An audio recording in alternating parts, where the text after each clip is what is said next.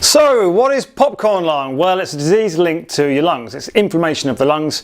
And we first heard about it from a Harvard report back in 2015 when they studied an American factory between 1992 and 2000 where a small percentage of workers had developed respiratory illnesses. And they discovered that the exposure to diacetyl was what led to this popcorn lung. So where's the link to vaping come from? Well, in the early days of e-liquids, we find a lot of them in making flavours such as vanillas and caramels. But where else are we exposed to diacetyl? Well, we find it in coffee, beer, laughing gas, and your classic old cigarette. So what's the truth? Well, for those exposed to diacetyl factories in the manufacturing and the production of these caramel flavours, we were talking incredibly low numbers and incredibly long exposure, as in years and years of exposure. And it's long been known that cigarettes produce far too low a quantity to cause popcorn lung, and no one's certainly ever heard of their Uncle Jack who smoked 20 a day from having popcorn lung. Oh, I've got a bit of popcorn lung, son! Just never happened.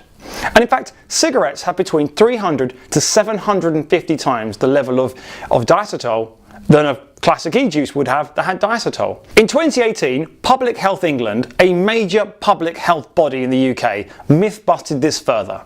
They said, vaping e-liquids in the UK comes under some of the most strictest regulations out there under Tobacco Products Directive. And in fact, if you're buying a regulated e-liquid that already has nicotine in them, diacetyl is banned. Yes, that means there is no diacetyl in an e-liquid that's already made with nicotine in. So you can forget about your popcorn lung there.